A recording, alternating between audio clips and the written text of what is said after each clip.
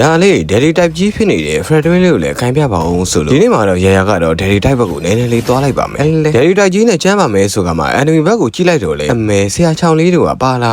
ဒီရတဲ့မမမီယာလေးတို့ကလည်းပါလာတယ်ဆိုတော့ဒါမျိုးကတော့ Daddy တို့အကြိုက်ပေါ့ကဲချစ်ကလေးတို့ကန်စီခြင်းနဲ့ hero လေးတွေကိုလည်းကွန်မမှာမန်းခစ်ချအောင်နော် Daddy ဘက်ကနေပြီးတော့ခံပြပေးဖို့အဆင်သင့်ပါပဲဒီကောက်မှလည်းထုံးစံတိုင်းပဲပေါ့ Blue ဘက်ကအပေါ်နာဘက်လေးကိုပဲအရင်ဆုံးစားလိုက်ပါဘာလို့လဲဆိုတော့လေ EX Blink ကအပေါ်လိုက်မှာဆိုဒီဘက်လေးကိုပဲအရင်ဆုံးစားဖို့ပဲခေါင်းထဲမှာပေါ်ထွက်လာတာပေါ့ကိုဘာသာကို ACC ဘက်ကိုရင်စားနေပါတယ်ဆိုကမှအမေဆရာချောင်းလေးကလည်းစောစီးကိုလာပြီးတော့ရွာနေတာဗျာဆရာချောင်းလေးကိုလည်းနည်းနည်းပါးပါးလိုက်လို့လှုပ်ချင်နေဆိုပေမဲ့ခုရဲ့ချိန်နဲ့လည်းဟဲ့တာမဖြစ်အောင်ဆိုပြီးတော့ Blue ဘက်လေးဘက်ကိုပြန်ပြီးတော့ဥတီလာခဲလိုက်တာပေါ့ဒီလိုနဲ့မေလိမ့်မှလဲရှင်းနေတဲ့အကောင်လေးတွေကိုလမ်းပြီးတွေ့တယ်ဆိုတော့ခြုံထဲကလေးပဲပတ်သွားပြီးလက်စီရှင်းမောင်ကိုလည်းမမလောင်ဝင်လေးကရောက်လာတယ်ဆိုတော့လေလောင်ဝင်လေးတို့ပဲဘာညာလေးလုံနေရတော့တာအဲ့ဒါနဲ့ AD လေးကလည်းပွင့်ပြီးဆိုတော့မမလောင်ဝင်လေးကိုပဲဝမ်းဟဲ့အလှလေးနဲ့ရိုက်ချပြီးတော့ဒီတကောင်တော့ဒိုင်ဒီတို့ကတော့တတရာယူလာခဲလိုက်ပြီးပေါ့ဗျာဒီကြားထဲလော်လီတာလေးကလည်းရှောသွားတယ်ဆိုတော့ကိုစားလိုက်တဲ့ဘက်တယ်လေးကလည်းတော်တော်လေးတော့လှသွားတာပေါ့အဲ့ဒါနဲ့တာတယ်လေးကိုလည်းအေးစစ်စစ်ကင်းနေတော့ enemy ဘက်ကနေပြီးတော့အမေလက်ဝက်သမားလေးကလည်းဒဲလေးစီမှာတာတယ်လာလူကျင်နေတာမကြောင်မရွံ့နဲ့ကိုယ့်ရဲ့စီမှာတာတယ်လာလူကျင်နေတယ်ဆိုတော့ AD လေးနဲ့ပါနှစ်ပါးသွားရိုက်ချပြီးတော့ကိုကတော့တာတယ်လေးကိုအေးစစ်စစ်ယူလိုက်တာပေါ့လက်ဝက်သမားလေးကတော့မောင်သိမကြီးရဲ့လက်ချက်နဲ့ရှောသွားတယ်ဆိုတော့လေဘာပဲပြောပါဒီဘက်တယ်လေးကလည်းတန်ပါတယ်လေမလိမ့်မှာချောင်းပြီးရိုက်ဖို့စောင့်နေနေစိတ်မရှိလို့ဆိုပြီးအောက်လမ်းကိုသွားပါမယ်ဆိုကမှလက်စီရှိမှာလည်းလော်လီတာလေးတို့ကကိုယုတ်ကရလာလုံနေတယ်ဆိုလော်လီတာလေးကိုပဲပြန်လှည့်လာပြီးတော့ပဲဘက်တယ်လေးတစ်ခုကိုဆိုင်လိုက်တာပေါ့လော်လီတာလေးနဲ့မမလောင်ကြီးလေးတို့ကလည်းထန်တယ်ဗျာကိုဒီဘက်ကဆလီနာလေးကိုပါအဖခေါ်သွားတယ်ဆိုတော့ဆလီနာလေးကိုမင်းတို့ကခေါ်ချင်းအောင်ဆိုပြီးတော့အေဒီလေးနဲ့ပဲလှလှပပရိုက်ချပြီးတော့လော်လီတာလေးတစ်ကောင်တော့ပြန်လဲပြီးတော့လက်စားချေခဲလိုက်တာပေါ့ကိုကမေလိမ့်မှာလိန်ရှင်းနေတော့ရှိသေးတယ်ကိုကောင်လေးကိုလှမ်းကြည့်လိုက်တော့လေတာတယ်နားမှာဘက်တယ်ကတော်တော်လေးကိုကျန်းနေကြပြီဆိုတော့ဘက်တယ်လေးကိုလည်းမေးတဲ့လောက်လေးကျန်းဖို့ဆိုပြီးတော့အများဆုံးပြေးပြီးတော့ join ရသေးတာပေါ့လော်လီတာလေးကလည်းစစီသွေးလေးနဲ့ဆိုတော့ဒီကောင်လေးတော့ဂီးတစ်ကောင်တတရာရလိုက်တာပေါ့အေဒီလေးကလည်းရပြီဆိုတော့လေလောင်ကြီးလေးကိုပိုင်မဲဆိုပြီးရိုက်ချမယ်လောက်ခါမှာအမေဒီကောင်မလေးကကိုကိုတကွက်ပြသွားတယ်ဗျာဒီလိုနဲ့ကိုကဘလူးဘက်လေးကိုပါဆယ်ထုတ်ပြီးတဲ့အချိန်ကိုရဲ့ရှေ့မှာကိုမမမီယာလေးကရောက်လာတယ်ဆိုမီယာလေးကိုတီးပါမယ်ဆိုကမှအမေဒီကောင်မလေးကအမေအေဒီလေးနဲ့ပြေးသွားလိုက်သေးတယ်အဲ့ဒါနဲ့အကွက်ပြခြင်းအောင်ဆိုပြီးတော့မီယာလေးစီကိုပဲပြန်ပြေးသွားပြီးတော့အေဒီလေးပွင့်လာတယ်လှလှပပလေးပေါ့ဗျာတာဝါထဲမှာပဲမီယာလေးကိုရိုက်ချပြီးတော့ဂီးတစ်ကောင်ယူလာခဲလိုက်တာပေါ့ပြန်ဆိုသူလက်ဝဲသမားလေးကလည်းကိုစီကိုပြေးလာတာဆလီနာရဲ့အဲရိုမိပြီးတော့သူကပြန်ရှောသွားပါတယ်ဒီလိုနဲ့ဒေဒီတို့ဘက်ကလော်ကြီးကလည်း enemy တွေဘက်ကိုဝင်သွားပြီဆိုတော့ဒေဒီတို့ကတော့လိုက်ပြီးတော့အံ့ဖို့လုပ်ပြီးလေအဲ့ဒါနဲ့ရှေ့မှာတွေ့နေတဲ့လော်လီတာလေးတို့လည်းဝိုင်းပြီးတမလိုက်တော့လော်လီတာလေးကလည်းရှောသွားတာပေါ့ကိုရဲ့ AD လေးပွင့်ရင်တော့အလားလေးရိုက်ချမယ်ဆိုပြီးစောင့်နေတော့မှာပဲကိုကမရိုက်ရသေးဘူး enemy တွေကရှောသွားပါပြီ